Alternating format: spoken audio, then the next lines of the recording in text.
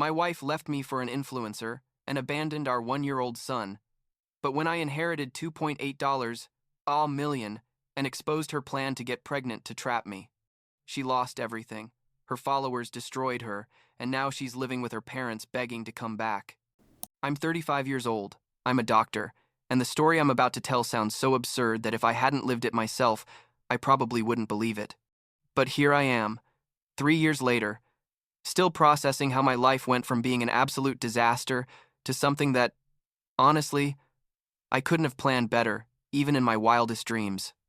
Everything started going to hell about 3.5 years ago, when my then wife Stephanie came home one day with a face I'd never seen on her before, like very serious but also kind of excited in a twisted way, and she told me we needed to talk. Let me backtrack a bit so you understand the context. Stephanie and I met at the hospital where I work. She was a nurse and I was doing my residency at the time, like 7 years ago. We got married fast, maybe too fast looking back, but at the time everything seemed perfect, you know? She was pretty, smart, we had things in common, and I thought, well, this is the one. We had our son Henry when I was 33. She was 30. And at first everything was going well, or so I thought. We both worked a lot. Hospital shifts are brutal and she also had heavy shifts, but I thought we were building something together. A life, a family. But like 6 months after Henry was born, Stephanie started acting weird. She was on her phone all the time. And when I say all the time, literally wouldn't put it down even to eat. She started obsessing over social media, specifically Instagram. Said she wanted to be an influencer, that she had potential because people gave her lots of likes on her photos. I thought, well, it's a hobby, that's fine. We all need something that makes us feel good, especially after having a baby and with how exhausting our work is. But she got more intense over time, bought expensive clothes for photos, spent hours editing them, and started neglecting Henry. I ended up taking care of the baby after 12-hour shifts because she was busy doing who knows what with her phone. So, that day I mentioned. When she came home with that face, I was in the living room playing with Henry on the floor. The kid was like a year old at that point. And Stephanie sat on the couch and told me, I need to talk to you about something important. I thought she was going to tell me she was tired, that we needed help with the baby. I don't know, something normal. But no, she told me. I've been having an affair with someone for the past 4 months, and I want a divorce. Just like that. Direct, no preparation, nothing. I just stood there, paralyzed with Henry in my arms, and all I could say was, what? Like I hadn't heard right. And she repeated, I'm having an affair. I fell in love with someone else, and I want a divorce. I already have the papers ready. You know what it feels like when your entire world crumbles in literally 5 seconds? It's like the floor disappears under your feet, but you keep falling and falling without ever hitting bottom. I couldn't process what I was hearing. I asked her who it was, and she told me his name was Connor, that he was a social media influencer, that she met him online, that they had an incredible connection.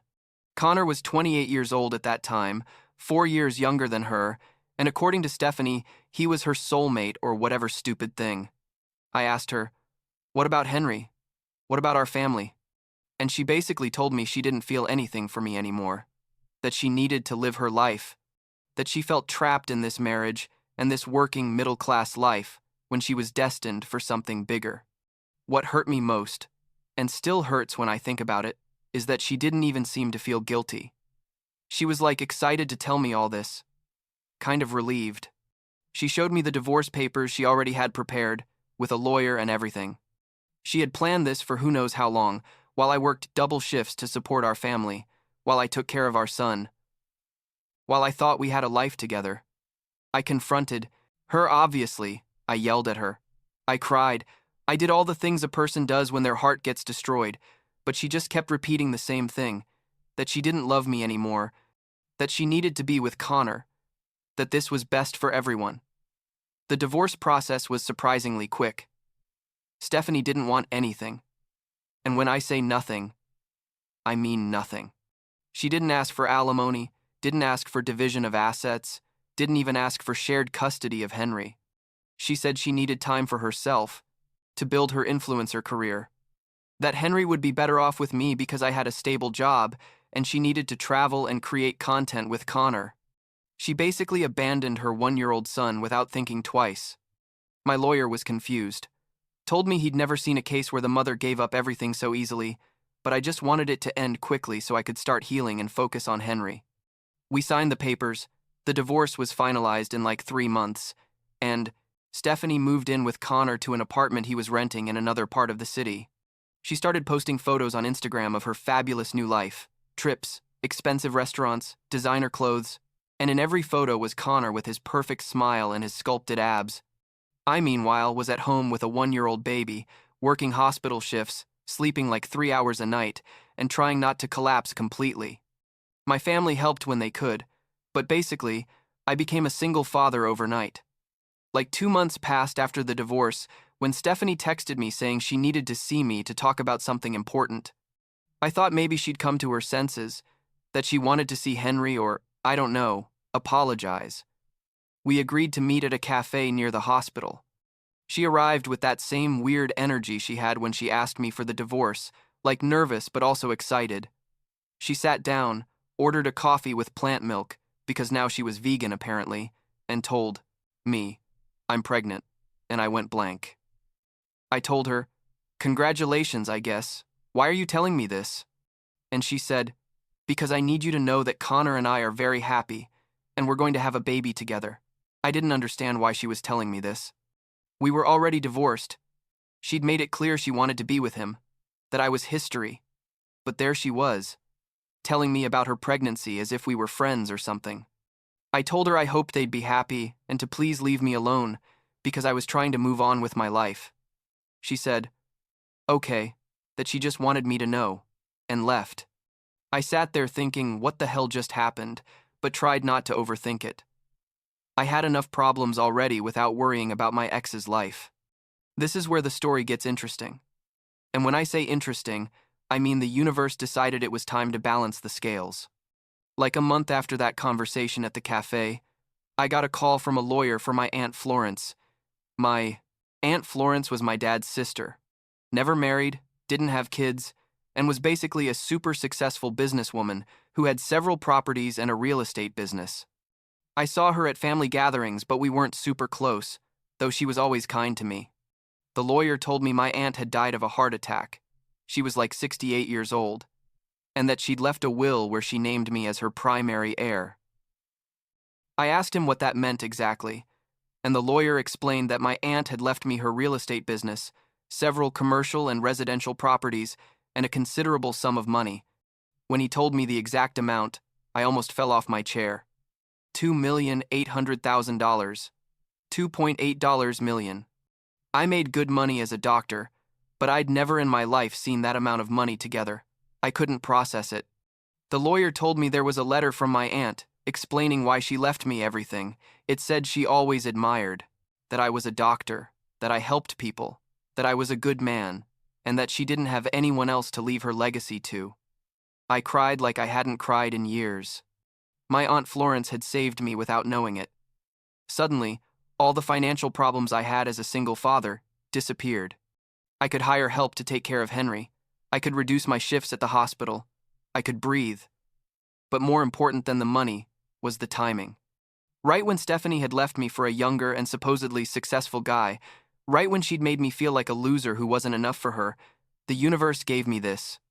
I didn't tell anyone except my close family, and specifically asked them not to tell Stephanie anything if she asked about me. Life started improving. I hired an amazing nanny to help me with Henry, reduced my hours at the hospital but kept working because I love what I do, and started investing the money smartly with the help of financial advisors. I bought a new house, nothing extravagant but much better than the apartment where we lived before, with a big yard for Henry. I felt good for the first time in months. Like really good. Like I could finally see a future where everything wasn't misery. And then, like 3 months after I received the inheritance, Stephanie showed up at my door. She hadn't warned me she was coming, just rang the doorbell on a Saturday afternoon. When I opened and saw her standing there, pregnant like 6 or 7 months already, I was surprised. I asked her what she was doing there, and she said she needed to talk to me about something very important, that it was urgent. I let her in basically because I was curious what she wanted now. She sat on my new couch. She noticed the new house. I saw her looking at everything with surprise and started crying. She told me things with Connor weren't going well, that he wasn't ready to be a father, that they had a lot of problems, and that she was scared. I didn't know what to say. Like, what did she expect me to tell her? That I was sorry? She destroyed my life, abandoned our son, and now she wanted my sympathy. But then she told me something that left me completely shocked. She told me, I need you to do me a huge favor. I need you when the baby is born to register it as yours on the birth certificate. I stared at her, unable to believe what I'd just heard. I told her, Are you insane? Why the hell would I do that? And she started explaining her completely absurd plan. Turns out Connor didn't want to be a father, was pressuring her to abort or give the baby up for adoption, and she didn't want to do either. But she also didn't want to be a single mother, because that would ruin her influencer image and her relationship with Connor. So her plan was for me to register the baby as mine. She'd give up custody just like she did with Henry. I'd raise the baby, and she could continue with her life as if nothing happened. In exchange, she promised never to ask me for child support or anything. She just needed me to save her from this situation. This woman's audacity was incredible. I asked her if she really thought I was stupid enough to accept something like that. I told her no, absolutely not, that no way was I going to put my name on the birth certificate of a baby that wasn't mine, that she'd created this mess and had to deal with the consequences.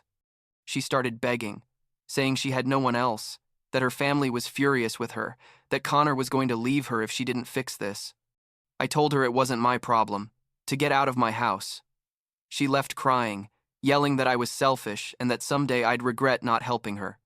After she left, I kept thinking about the whole situation.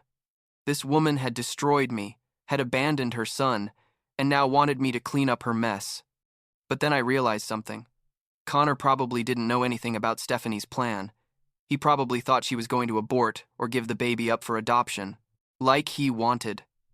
So I did something that maybe wasn't the most mature thing in the world, but that gave me immense satisfaction.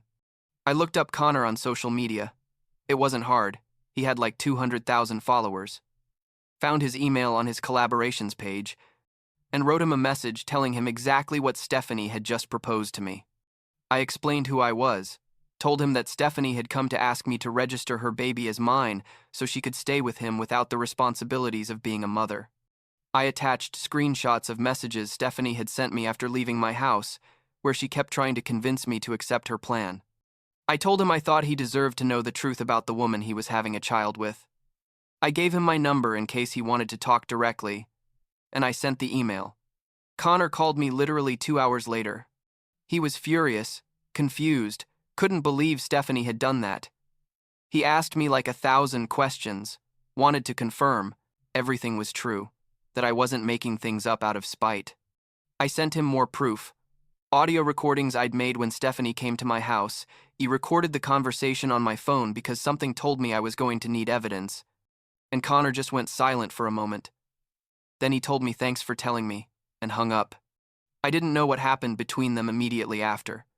But like a week later, Stephanie showed up at my door again, this time hysterical. She was crying uncontrollably, screaming that I'd ruined her life, that Connor had broken off their engagement. Apparently they were engaged. I didn't even know. That he'd kicked her out of the apartment. That everything was my fault. I told her none of this was my fault, that she'd created this situation with her lies and manipulations, and that she needed to leave my property before I called the police. She kept screaming for a while, but eventually left. Like 2 weeks later, I received a certified letter from a lawyer.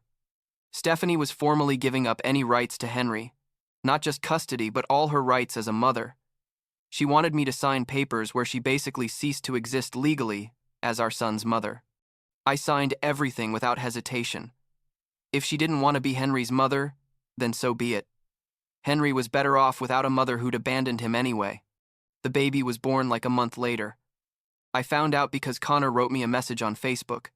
He told me he'd done a paternity test as soon as the baby was born, that it was definitely his, and that after thinking about it a lot, he'd decided to end his relationship with Stephanie permanently.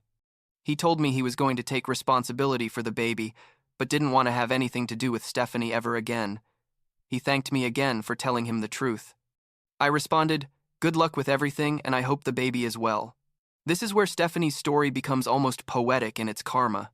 Turns out after Connor left her influencer career basically collapsed. People started investigating her life, found the whole divorce story, how she'd abandoned Henry, and started exposing her on social media. Someone found my profile and wrote me asking if it was true that my ex-wife had left me for an influencer and abandoned our son. I didn't respond publicly, but didn't deny anything either. People started commenting on all of Stephanie's photos, things like, "Where's your son?" and "Mother of the Year," with sarcasm. She lost like 80% of her followers in a matter of weeks. She had to move in with her parents because she had no money or place to live. Connor wasn't giving her child support, or at least not much, and she didn't have a job because she'd quit her nursing position to pursue her dream of being an influencer. Her parents were furious with her, according to a cousin who lives near them. They made her feel like a complete disappointment. Stephanie tried to post on social media again after a few months, but every time she did, people attacked her in the comments. Eventually, she deleted all her accounts and disappeared from the internet completely. I, meanwhile, was living my best life. Henry was growing up happy and healthy. We had a stable routine. I was working on projects I was passionate about at the hospital.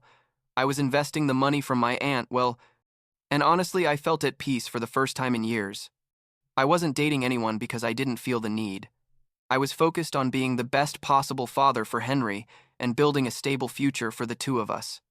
The last time I heard from Stephanie was like 6 months ago. She called me from an unknown number. I answered because I thought it was from the hospital. It was her. She said hello with a super sweet and casual voice, as if we were old friends who hadn't seen each other in a while.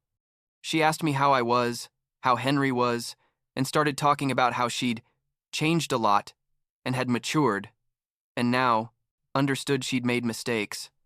I knew exactly where this was going. I let her keep talking for a while, and eventually she got to the point.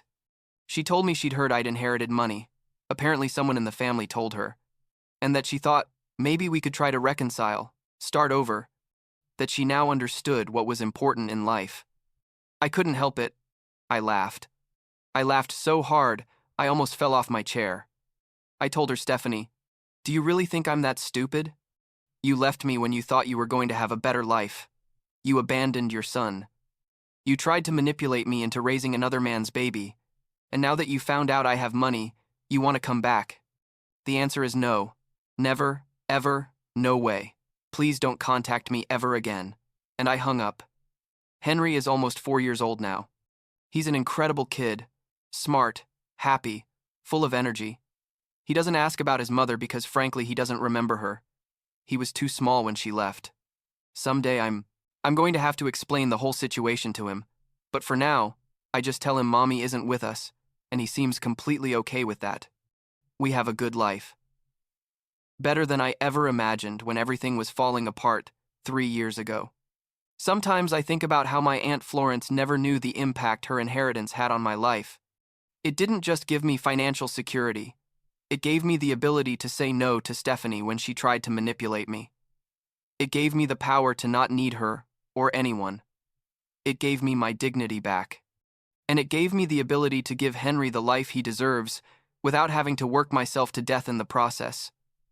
As for Stephanie, I don't know where she is or what she's doing now. I guess she's still living with her parents, working some normal job, trying to rebuild what's left of her life after burning all the bridges she had. Part of me feels sorry for her. Like, imagine destroying your own life so completely by chasing something as superficial as being famous on Instagram. But another part of me, the part that remembers how she abandoned Henry without thinking twice, feels nothing. She made her choices, and now she has to live with the consequences. I chose my son. I chose my career. I chose to build something real. And in the end, that was exactly the right thing. Last week, Henry asked me if we could go to the park to play. I told him yes. We grabbed his favorite ball and spent the afternoon there, just the two of us. At one point, he hugged me and told me, "I love you, Daddy." And I thought, this is all I need. I don't need validation from social media. I don't need a glamorous life full of drama and lies. And this simple moment with my son is worth more than anything Stephanie is still chasing, and that gives me peace.